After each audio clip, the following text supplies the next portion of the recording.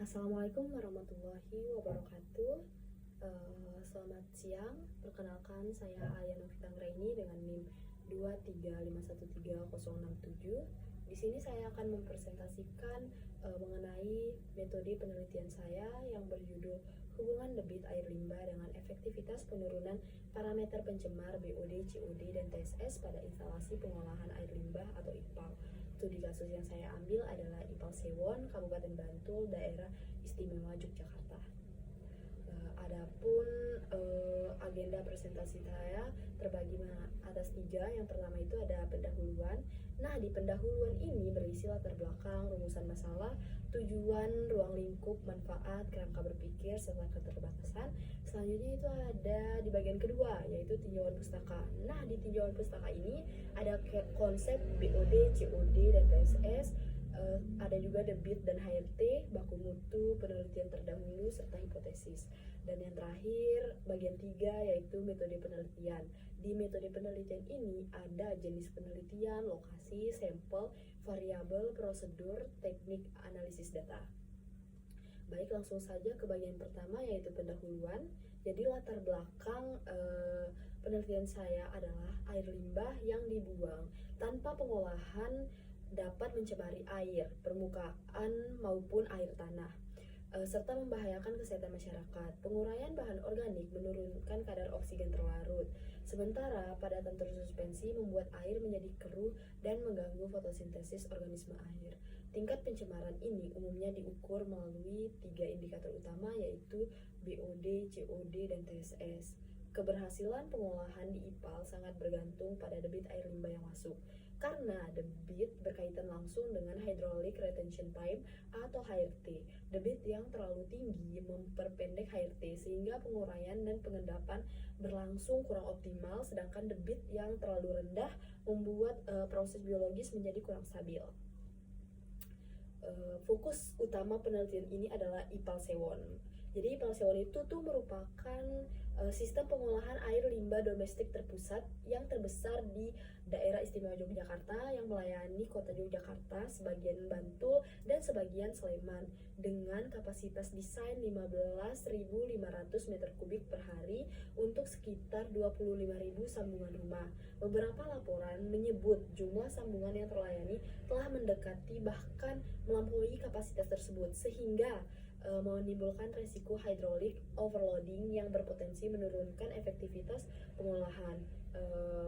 Fluktuasi debit harian akibat pola aktivitas masyarakat juga berpotensi membuat kinerja pengolahan menjadi tidak stabil. Kondisi ini tuh mendasari perlunya kajian mengenai debit air limbah dengan efektivitas penurunan BOD, COD, dan TSS di IPAL Sewon. Adapun masalah yang saya angkat yaitu apakah terdapat hubungan antara debit air limbah dengan efektivitas penurunan BOD, COD, TSS, serta bagaimana sih pengaruh perubahan debit terhadap kinerja operasional IPAL Sewon. Dan yang terakhirnya itu ada parameter pencemar apa yang paling mempengaruhi perubahan debit air limbah. Tujuan penelitian ini adalah untuk menganalisis hubungan antara debit air limbah dengan efektivitas penurunan BOD, COD, dan TSS, serta mengetahui pengaruh variasi debit terhadap efisiensi operasional, serta mengidentifikasi parameter pencemar yang paling dipengaruhi oleh perubahan debit air limbah.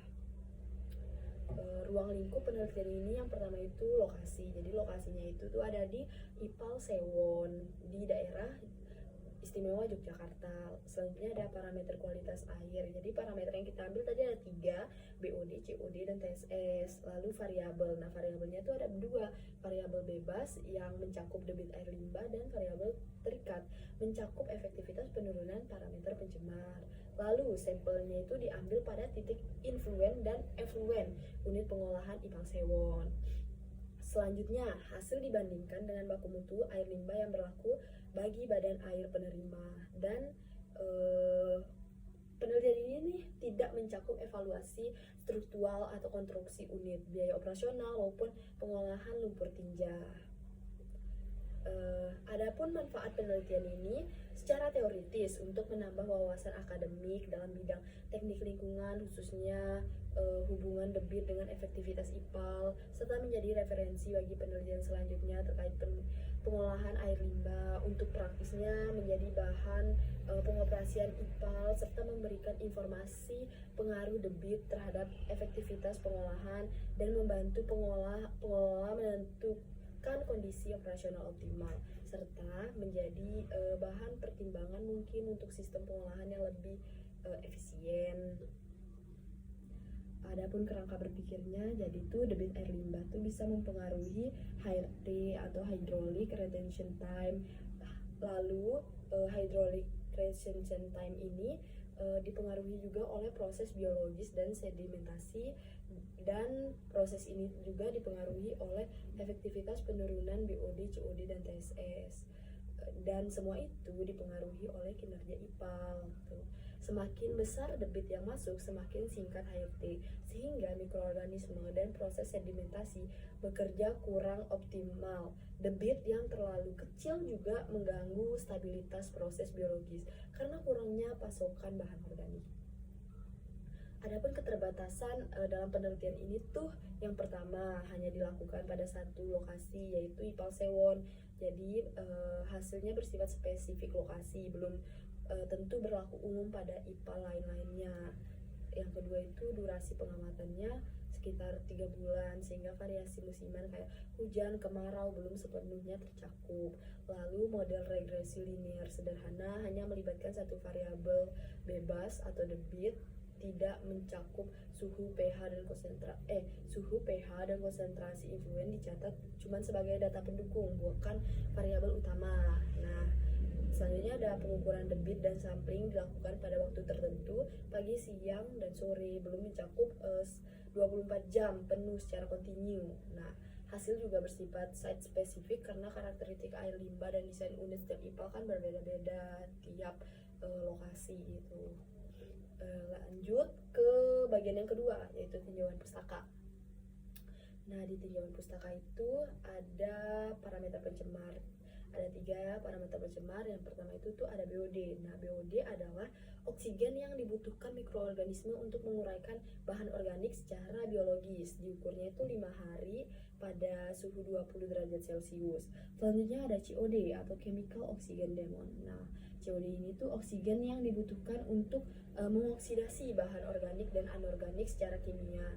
Nilainya umumnya lebih tinggi dari BOD. Selanjutnya ada TSS atau Total Suspended Solid, jumlah partikel pada tersuspensi atau organik dan anorganik. Penyebab kekeruhan air diturunkan lewat sedimentasi dan filtrasi. Baik, selanjutnya ada debit air limbah, HRT, dan OLR. Jadi debit itu mempunyai rumus V dibagi T, di mana volume air limbah yang mengalir per satuan waktu. Jika debit tinggi, maka beban pengolahannya meningkat. Selanjutnya ada HRT, rumusnya adalah V dibagi Q atau debit, di mana HRT ini tuh waktu tinggal air limbah dalam unit pengolahan. Berbanding terbalik dengan debit, makin besar debit, makin singkat HRT-nya. Selanjutnya ada OLR. Jadi OLR ini tuh beban organik yang masuk ke unit pengolahan biologis per satuan volume dan waktu. Selanjutnya ada hubungan debit dengan efektivitas IPAL. Debit yang terlalu tinggi memperpendek HRT sehingga penguraian bahan organik dan pengendapan padatan berlangsung kurang optimal, yang pada akhirnya menurunkan efisiensi BOD dan COD serta meningkatkan TSS pada efluen. Sebaliknya, debit yang terlalu rendah juga membuat pasokan bahan organik bagi mikroorganisme berkurang sehingga aktivitas biologisnya menjadi tidak stabil. Hubungan antara debit dan efektivitas ini dianalisis melalui korelasi dan regresi linear sederhana, yaitu Y sama dengan A ditambah BX, dengan Y sebagai efektivitas penurunan parameter pencemar, X sebagai debit air limbah, A sebagai konstanta, dan B sebagai koefisien regresi. Koefisien regresi atau B yang bernilai negatif menunjukkan bahwa kenaikan debit diikuti penurunan efektivitas, sedangkan nilai positif menunjukkan arah hubungan yang sebaliknya. Selanjutnya ada baku mutu air limbah, jadi batas kadar maksimum pencemaran yang boleh dibuang ke lingkungan tanpa menimbulkan pencemaran. Efisiensi tinggi belum tentu berarti efluen memenuhi baku mutu, sehingga konsentrasi efluen tetap perlu dibandingkan langsung dengan ambang batas yang berlaku. Jadi di sini saya memakai peraturan Gubernur DIY nomor 7 tahun 2016 mengenai baku mutu air limbah domestik di wilayah DIY. Selanjutnya ada baku mutu golongan B.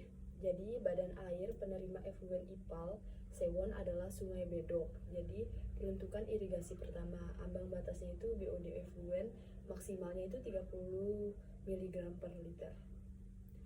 Adapun penelitian terdahulu yang menjadi acuan saya dalam penelitian ini yaitu bisa dilihat di tabel berikut. Ada Putri dan Herdiansyah tahun 2022. Fokus penelitiannya mengenai efektivitas teknologi IPAL komunal, BOD, COD, DSS. Terus temuan utamanya itu efisiensi BOD dapat lebih besar dari 90% pada kondisi operasional optimal. Selanjutnya tuh ada hipotesis dan kerangka konsep. Nah, pada hipotesis 0 tidak terdapat hubungan signifikan antara debit air limbah dengan efektivitas penurunan BOD, COD, dan TSS IPAL. Pada hipotesis 1 terdapat hubungan signifikan antara debit air limbah dengan efektivitas penurunan BOD, COD, dan TSS di IPAL. Kerangka konsepnya itu debit air limbah berhubungan dengan waktu tinggal atau HRT. HRT dipengaruhi oleh efektivitas pengolahan, dan efektivitas pengolahan dipengaruhi oleh penurunan BOD, COD, TSS. Selanjutnya masuk ke yang bagian ketiga, metode penelitian. Nah, di metode penelitian ini tuh ada jenis penelitian. Nah, penelitian ini tuh menggunakan pendekatan kuantitatif untuk menganalisis hubungan antara debit air limbah sebagai variabel bebas dan efektivitas penurunan BOD, COD, dan TSS sebagai variabel terikat secara numerik dan statistik. Sifatnya observasional karena peneliti tidak memberikan perlakuan atau intervensi apapun, melainkan hanya mengamati dan mengukur kondisi debit serta kualitas air limbah pada operasional harian IPAL. Data yang terkumpul dianalisis secara analitik untuk mengetahui ada tidaknya hubungan arah dan kekuatan hubungan antar variabel dengan desain time series atau longitudinal sederhana. Data debit dan kualitas air limbah diambil secara berkala sehingga variasi debit varian dapat dihubungkan dengan variasi efektivitas pada waktu yang bersesuaian. Adapun lokasi penelitian kita itu di IPAL Sewon, tempatnya seperti ini, di variabel di samping. Selanjutnya ada populasi dan sampel. Nah, populasi itu seluruh air limbah yang mengalir masuk atau influen dan keluar atau effluent. Unit pengolahannya itu IPAL Sewon selama periode pengamatan. Tekniknya itu time series sampling. Jadi pengambilan berkala pada jam yang mewakili debit rendah, sedang, dan tinggi. Durasinya tuh 20 hari kerja dalam 1 bulan pengambilan data lapangan. Frekuensinya 3 kali sehari, pagi jam 6 sampai jam 8, siang jam 11 sampai jam 1, sore jam 4 sampai jam 6. Total datanya itu 20 hari dikali 3 waktu sama dengan 60 pasangan data debit dan efektivitas untuk masing-masing parameter BOD, COD, dan TSS. Apakah memenuhi syarat minimum uji normalitas dan regresi N. Selanjutnya ada metode. Jadi metode yang kita pakai adalah grab sampel pada titik influen dan effluen secara bersamaan agar efektivitas dapat dihitung untuk pasangan waktu yang sama. Adapun variabel penelitian, jadi jenis variabelnya itu ada 3. Yang pertama itu bebas. Jadi variabel bebas ini adalah mencakup debit air limbah. Satuannya itu meter kubik per detik atau meter kubik per hari. Selanjutnya itu ada variabel terikat. Nah, variabel terikat ini mencakup efektivitas penurunan BOD, COD, dan TSS. Satuannya persen. Selanjutnya ada pendukung dan pencatatan. Nah, pendukung dan pencatatan ini tuh mencakup kayak suhu, pH, dan konsentrasi BOD influent untuk perhitungan OLR. Satuannya itu ada derajat Celcius, skala, pH, miligram per liter. Selanjutnya alat dan bahan dan kalibrasi. Alatnya itu ada flowmeter atau stopwatch dan wadah berskala, botol sampel, cool box, inkubator, BOD, reflux, COD, oven dan desikator TSS, pH meter dan termometer. Bahannya sampel air limbah influent dan effluent, reagen analisis BOD atau NSO4 alkali, iodadi asida, H2SO4, Na2S S2O3 dan indikator amilum. Selanjutnya dari gen COD yaitu K2CR2O7 dan H2SO4, feroin dan FeAS, serta kertas saring untuk TSS. Untuk kalibrasinya, seluruh alat ukur dikalibrasi sesuai prosedur produsen atau laboratorium berwenang sebelum digunakan di lapangan. Selanjutnya ada metode volumetrik, menggunakan stopwatch dan wadah berskala, diulang minimal 3 kali pada setiap pengambilan untuk memastikan konsistensi hasilnya. Adapun prosedur penelitiannya, yang pertama itu tahap persiapan, studi literatur, penyusunan proposal, survei, pendahuluan, dan lain-lain. Lanjut ke pengambilan data lapangan. Setelah diambil data lapangannya, dianalisis ke laboratorium. Setelah dianalisis ke laboratorium, lanjut ke pengolahan data. Nah, setelah diolah datanya, kita lanjut ke analisis dan pembahasan, dan terakhir penarikan kesimpulan. Selanjutnya masuk ke teknik analisis data. Analisis deskriptif. Jadi analisis deskriptif itu mencakup rata-rata, nilai minimum maksimum dan standar deviasi debit serta efektivitas BOD, COD, dan TSS. Ada pula uji normalitas. Jadi uji normalitas itu tuh menentukan jenis uji korelasi, Pearson atau data normal, atau Spearman atau data tidak normal. Selanjutnya ada uji korelasi. Uji korelasi itu tuh mengetahui kekuatan dan arah hubungan debit dengan efektivitas. Selanjutnya ada regresi linear sederhana, yaitu mengukur pengaruh debit terhadap efektivitas, dievaluasi dengan koefisien determinasi. Selanjutnya itu ada perhitungan OLR dan perbandingan dengan baku mutu, yaitu menilai beban organik dan status kepatuhan effluent. Dan terakhir ada uji hipotesis. Jadi p-value yang diterima tuh H0 ditolak atau H1 diterima atau dapat sebaliknya gitu. Adapun diagram alir penelitian, jadi studi literatur dan survei pendahuluan, lalu perizinan dan penentuan titik sampling, kemudian dilakukan pengukuran debit dan pengambilan sampel. Setelah itu analisis laboratorium mengenai parameter BOD, COD, TSS. Selanjutnya perhitungan efektivitas dan OLR, lalu uji normalitas, korelasi dan regresi, dan terakhir uji hipotesis, pembahasan dan kesimpulan. Adapun jadwal penelitian bisa dilihat di tabel di samping. Adapun etika penelitian dan perizinan. Jadi sebelum pengambilan data di lapangan, peneliti mengajukan surat izin penelitian kepada Balai Pialam, Dinas PUP, SDM DIY, selaku pengelola IPAL Sewon. Izin ini mencakup akses lokasi, izin pengambilan sampel di titik influent dan effluent, serta akses terhadap data sekunder operasional yang relevan bagi penelitian.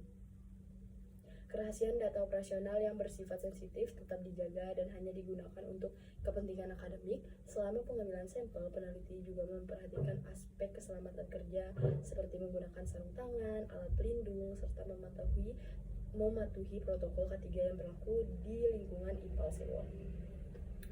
Mungkin itu saja presentasi saya. Mohon maaf apabila ada salah kata.